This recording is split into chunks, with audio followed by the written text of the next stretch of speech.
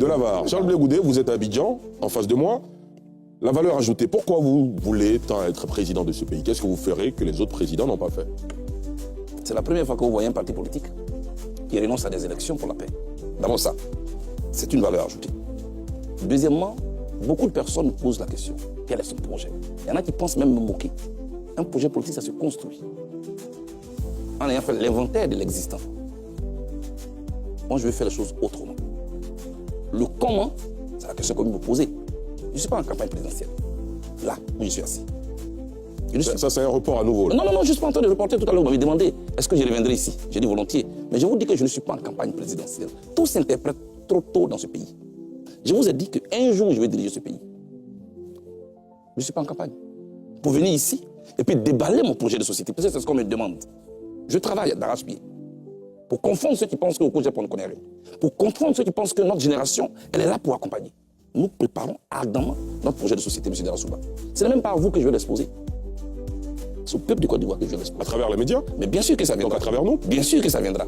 Mais nous sommes en train de travailler. Et n'ayez crainte. Nous viendrons ici. Nous allons parler des grandes lignes de notre projet de société. Mais des élections qui ont lieu en 2025.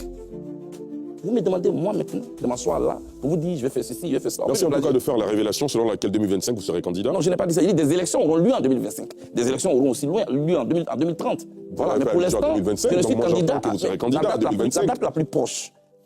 Vous y pensez en vous rasant tous les matins 2025? Oui, j'y pense pas pour moi-même. Pour qui? Mais pour le peuple de Côte d'Ivoire. J'ai dit, qu'est-ce qu'on nous réserve encore? C'est ça. Les hommes politiques sont forts, hein? Ah oui, dans la rhétorique. Qu'est-ce qu'on nous réserve encore, M. Darasouba? Vous savez, la vague d'eau qui vient perturber la vie sur la rive se forme loin en mer. Un leader doit anticiper. Chaque fois que je parle de paix, vous souriez. Moi, j'ai vécu des choses terribles.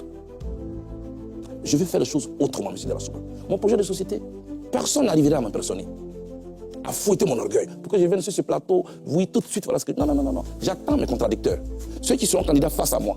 Quand je déciderai d'être candidat un jour, vous allez nous inviter sur ce plateau, on va parler. C'est projet contre projet. Moi, je ne parle pas dans le vide. Ils sont assis en ce moment, ils prennent note. Ils sont assis en oui. Très bien. Franck Stéphane, monsieur, s'il vous plaît, très rapidement, allez-y. Très rapidement. Oui. Moi, je pense qu'aujourd'hui, le peuple de Côte d'Ivoire attend beaucoup du personnel politique. En effet. Et je pense que, après, c'est une question d'appréciation, hein, mais je pense qu'il n'est pas déraisonnable de pouvoir dire à ce peuple-là, aujourd'hui, voilà les difficultés en face desquelles vous êtes. Nous, voilà les propositions que nous faisons, qu'on soit demain au pouvoir ou maintenant dans l'opposition, de sorte que ceux qui sont actuellement au pouvoir puissent s'en inspirer. Je pense que ce n'est pas gênant d'être force de proposition. Si tant est qu'on se bat pour ce peuple-là, parce qu'à la fin, que ce soit l'équipe actuelle qui réalise ce que vous proposez, mais si tant est que ça répond aux soucis pressants des populations, je pense qu'il n'y a pas de gêne à cela. L'autre chose, je me sens interpellé. Oui, On le laisse terminer et puis je termine et puis vous allez répondre. Il termine rapidement, en 15 secondes. C'est à mon tour. Oui, bien sûr. Dans l'élément que vous avez présenté, vous lui avez posé clairement la question, M. Charles Blé Goudé, quel est votre projet pour valeur ajoutée, votre projet pour le peuple de Côte d'Ivoire? La réponse qui a été donnée, c'est que lorsque je serai en Côte d'Ivoire, je vous en parlerai. Ce qu'on entend, c'est que le COJEP est actuellement en train de travailler. Je pense que c'est de bon aloi aussi de dire, peut-être que j'avais pensé à un certain nombre de choses, mais j'essaie de confronter cela à la réalité du terrain et après, je vous ferai proposition de mes projets. Mais franchement, comme le ministre veut me mettre à l'aise, je vais le dévancer. On est au terme de l'émission. Je pense que il faut que je ce parle. n'est pas gênant de proposer, parce qu'il y a plein de sujets et je vous en fais une pile là-dessus. Absolument, on s'en souvient. Monsieur Darasouba, Oui, Charles Blé Goudé, allez-y. je vais évoquer 3 points seulement. Oui, allez-y. La question qui fait l'actualité juste avant que je n'arrivais, c'est la question des docteurs qui ont été en prison. J'ai une proposition là-dessus. Laquelle? Dans mes recherches, je me rends compte que le ministère de l'Enseignement supérieur accorde près de 1,5 milliard à des heures complémentaires. C'est-à-dire, on donne cet argent à des enseignants qui sont déjà en fonction, avec des heures complémentaires. Pourquoi les heures complémentaires? Cela veut dire qu'il y a un besoin. Il y a un besoin. Mais ces heures complémentaires, c'est 8,5 milliard. Seulement la moitié. 1,5 milliard, vous avez Oui, 8,5 milliard. Seulement la moitié peut permettre de recruter seulement 400 enseignants. Bon, malheureusement, on est au terme, sinon professeur Dion et docteur. S'il vous plaît, je n'ai pas compris. Je n'ai pas compris. Vous avez demandé un programme, non? Oui, bien sûr. Mais laissez-moi parler. Allez-y, parlez. Vous avez demandé un programme. Vous avez demandé ma réaction sur des sujets d'intérêt. J'ai aussi fouillé au niveau du ministère de la Santé. Je me rends compte qu'un budget a été dégagé. 730 milliards pour réhabiliter des centres de santé. pour construire des centres de santé, pour construire des CHU. Mais la pyramide sanitaire n'est pas respectée. Pourquoi je le dis? L'OMS dit qu'il faut au moins un centre de santé à moins de 5 km des populations. Pour rapprocher, pour désengorger les CHU.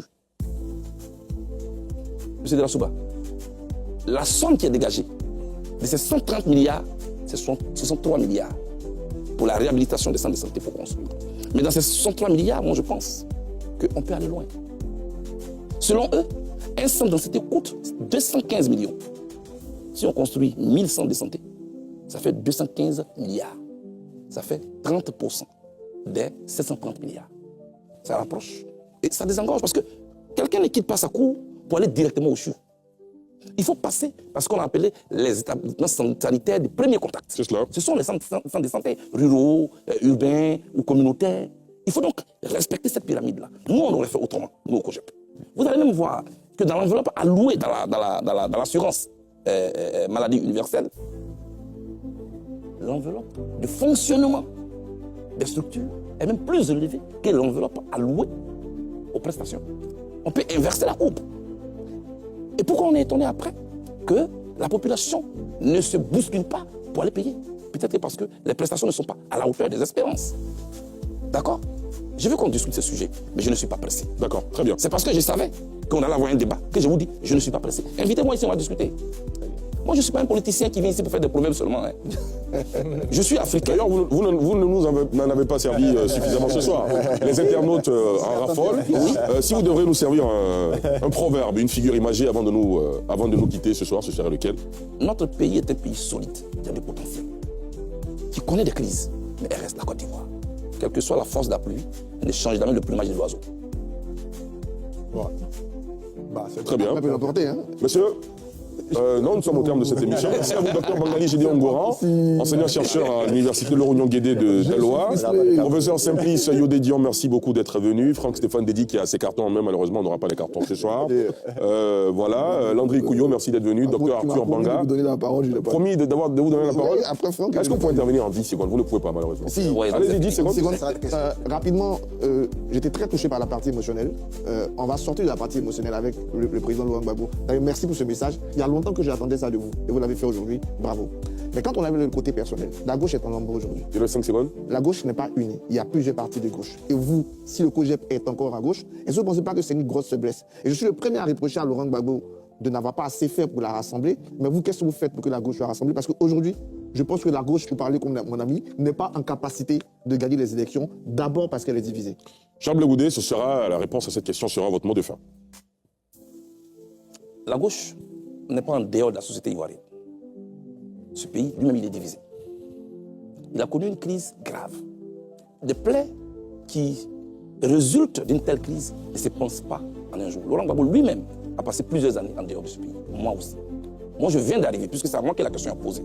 Laissez-moi cartographier au moins les mots que vous avez déjà cartographiés. Ne me jugez pas en 5 mois. On croit beaucoup en vous. J'ai fait 12 ans hors de ce pays. J'ai beaucoup souffert de ce que j'ai vécu.